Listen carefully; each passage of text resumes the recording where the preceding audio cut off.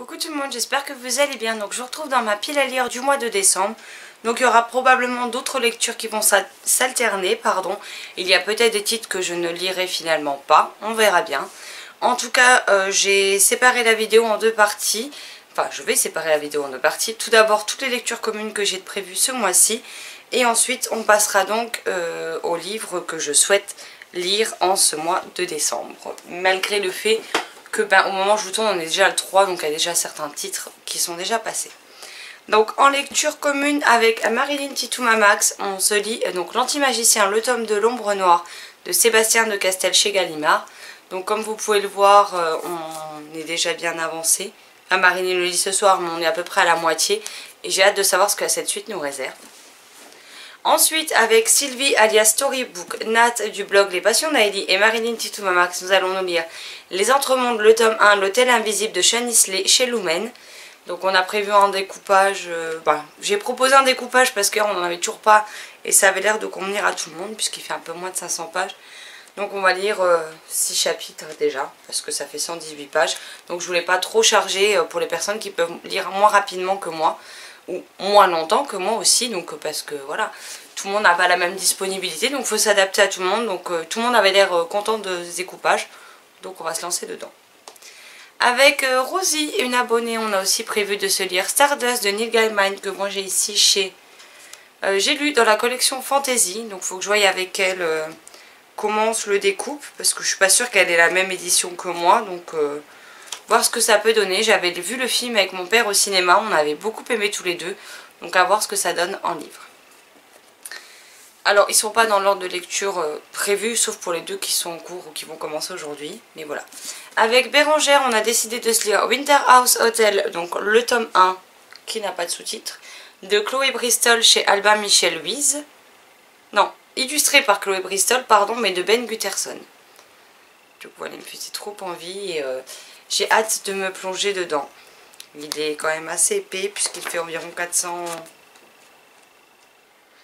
430 pages, mais j'ai hâte de voir ce qu'il nous réserve.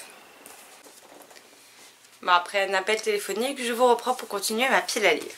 Donc j'ai prévu de lire en lecture commune avec Marilyn Oniria le tome 1, Le Royaume des Rêves de BF Paris chez Hachette. Donc moi j'ai les 3 premiers tomes, je n'en ai lu aucun. Marilyn a lu le premier, mais vu qu'elle veut poursuivre la suite de la série, on se refait le tome 1 ensemble. Toujours avec Marilyn, on espère bien se lire Rosen, le livre 1 de Laetitia Danaé chez Plume Blanche Édition, qu'on s'est acheté toutes les deux aux Aliénales, qui est juste canon, comme vous pouvez le voir. Je l'ai dédicacé. En plus j'adore l'écriture de Laetitia. L'écriture manuscrite, parce que l'écriture de ces romans, je ne l'ai pas encore découvert. Donc je vous montre un peu comment est fait le livre à l'intérieur. Il y a un travail éditorial juste de malade. Je ne sais pas si vous allez bien voir, mais vous avez un dessin en gris clair. Les entêtes de chapitres se présentent comme ceci et toutes les pages, comme vous pouvez le voir, sont décorées en haut et en bas. C'est juste magnifique. En plus, c'est une duologie. Donc voilà, je regarde juste à peu près la taille des chapitres. Ça va, les chapitres sont quand même relativement courts, donc ça c'est juste parfait. Il fait 328 pages et il me tarde de découvrir enfin La Plume de Laetitia, puisque j'avais repéré déjà ses parutions du temps de chez Valentina pour son autre série, et la série n'était pas finie il me semble. Et les éditions ont fermé sans que j'ai pu me les procurer. Donc maintenant qu'elle écrit, qu'elle est publiée de nouveau, j'ai hâte de découvrir ce qu'elle peut faire. Et il est prévu avec Sylvie alias Storybook. Donc on a lu le tome 1 qu'on a fini hier. Donc le dimanche 2 décembre. Et on a prévu de se lire les tomes 2 et 3 ce mois-ci pour finir une série au moins avant la fin de l'année. Donc on aura La Magie de Paris, le tome 2, Le Calme et la Tempête, donc d'Olivier Gay chez Castelmore. Donc j'ai beaucoup aimé le premier tome. Le premier tome nous laisse sur une fin où je me suis dit non mais il est sérieux. Résultat, je lui ai été parler direct sur Messenger. Donc voilà. Et j'aime bien, même si je n'ai pas le coup de cœur que j'ai eu pour Le Noir et ma couleur, qui reste vraiment la série indétrônable pour moi d'Olivier Gay. En tout cas en jeunesse. J'aime beaucoup Les Gardiens de la Comète, j'aime beaucoup La Magie de Paris. mais ce n'est pas au stade du coup de cœur comme Le Noir et ma couleur. Et donc là, alors celui-ci on l'a prévu de le lire, donc pas cette semaine mais la semaine prochaine, et celui-ci la semaine d'après, donc juste avant Noël. Donc le tome 3, Ici et ailleurs, toujours d'Olivier Gay et toujours chez Castelmore. Donc voilà, celui-ci en plus il est plus court il me semble, il fait... oui, 277 pages. Donc comme ça nous fera finir une série. Et vu qu'on est toutes les deux du style à en commencer 50 et en finir 2 dans l'année, et ben ça nous permettra d'en rajouter une dans les finis. Et maintenant on va passer au livre que moi j'ai envie de lire en rapport avec l'hiver, le froid, ce qui me fait envie en ce moment. Bon, il y en a un, il est hors catégorie, hein, mais clairement j'ai pas envie de le laisser poireauter dans ma pile à lire, puisque j'adore ce que fait la maison d'édition, que je l'ai acheté samedi avec mes chèques cadeaux du boulot. Et il s'agit de Movers, le tome 1, Les Passeurs d'ombre de Megan Makizak chez Ozu. Donc voilà, il fait presque 500 pages, mais bon, c'est du Ozu, ça se lit vite, ça se lit très bien. En général, c'est super addictif, donc je ne m'en fais pas.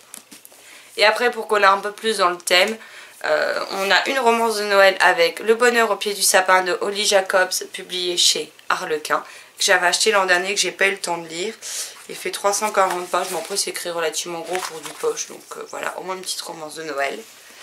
Un goût de cannelle et d'espoir de Sarah McCoy chez Pocket dans l'édition collector de l'an dernier. Donc s'il n'est pas lu ce mois-ci, il sera lu au mois de janvier. Je ne sais pas encore quand est-ce que je vais vraiment le lire. Oh, puis j'aime bien parce qu'il y a des recettes de cuisine à la fin.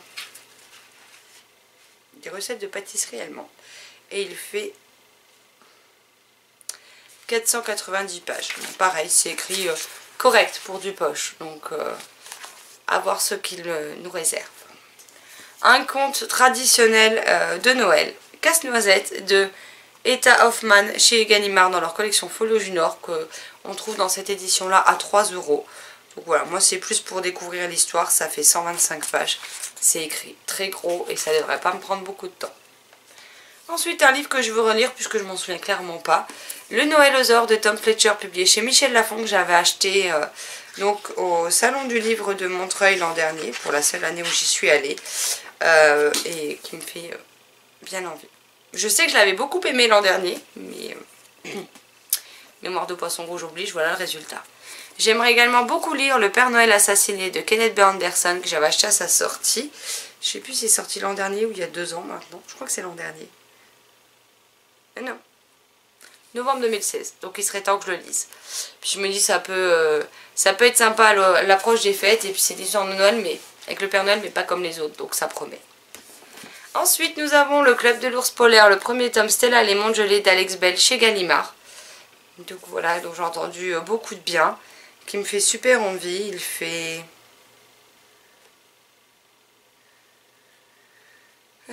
341 pages, c'est écrit gros et j'ai hâte de voir ce que ça peut donner.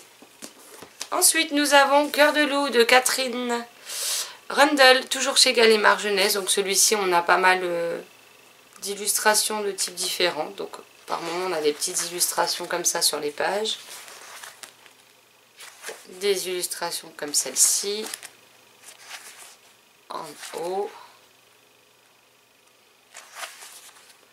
et pareil je l'ai acheté à sa sortie et il me fait bien envie. Il est sorti il y a 2 ans également, donc il serait temps que je me bouge et que je lise. Ensuite La forêt des cœurs glacés de Anne Ursu chez Seuil Édition. Donc là pareil, hein, c'est écrit juste méga gros. C'est écrit plus gros que chez Lumen, donc c'est pour vous dire. Bon, n'empêche, j'adore la police d'écriture de chez Lumen parce qu'au moins ça se lit. Il fait 297 pages, donc je pense que ce sera une de mes prochaines lectures. Ensuite nous avons L'étrange hôtel de Secret Hill de Kate Milford chez Rajo, dont le tome 2 vient de sortir. Celui-ci fait plus de 500 pages.